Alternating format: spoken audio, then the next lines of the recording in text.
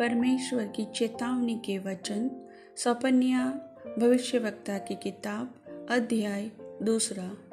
हे निर्लज्ज जाति के लोगों, इकट्ठे हो, इससे पहले कि दंड की आज्ञा पूरी हो और बचाव का दिन भूसी के समान निकले और यहोवा का भड़कता हुआ क्रोध तुम पर आ पड़े और यहोवा के क्रोध का दिन तुम पर आए, तुम इकट्ठे हो।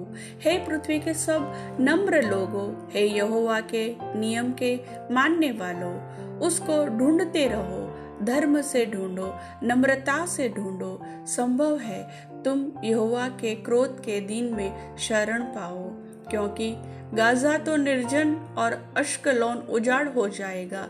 अशदोद के निवासी दिन दोपहरी निकाल दिए जाएंगे और एक्रोन उखाड़ा जाएगा। समुद्र तट के रहने वालों पर हाय, करेती जाति पर हाय।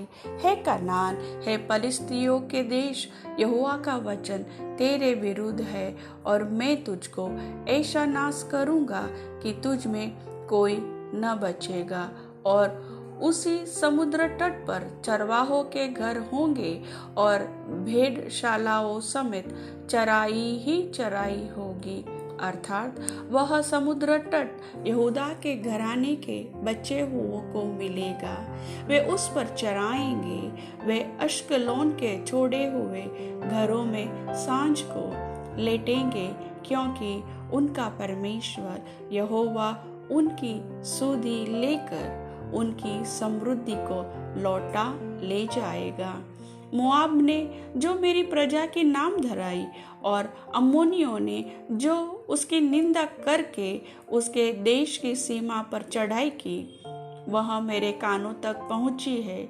इस कारण इज़राइल के परमेश्वर सेनाओं के यहोवा की यह वाणी है, मेरे जीवन की शपथ, निश्चय मोआब सदोम के समान और अम्मोनी गमोरा के समान बिच्छू पेड़ों के स्थान और नमक की खानियां हो जाएंगे और सदैव उजड़े रहेंगे।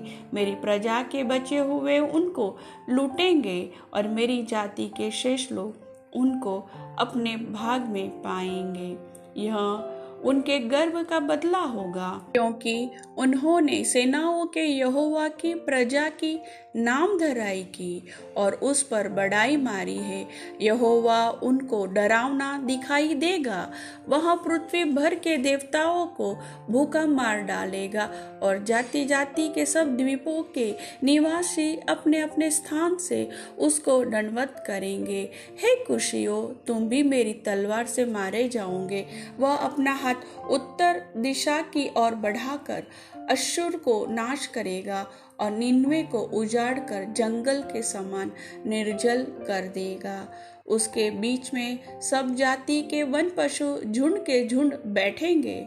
उसके खंभों की कंगनियों पर धनेश और शाही दोनों रात को बसेरा करेंगे और उसकी खिड़कियों में बोला करेंगे। उसकी देवड़ियां सुनी पड़ी रहेगी और देवदार की लकड़ी उघाड़ी जाएगी।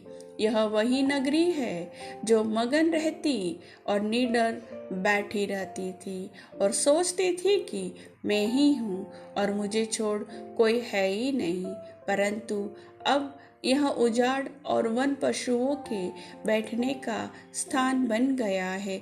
यहाँ तक कि जो कोई इसके पास होकर चले वह ताली बजाएगा और हाथ हिलाएगा। प्रभु वचन के सुनने वाले सभी भाई बहनों को आशीष दे। आमीन।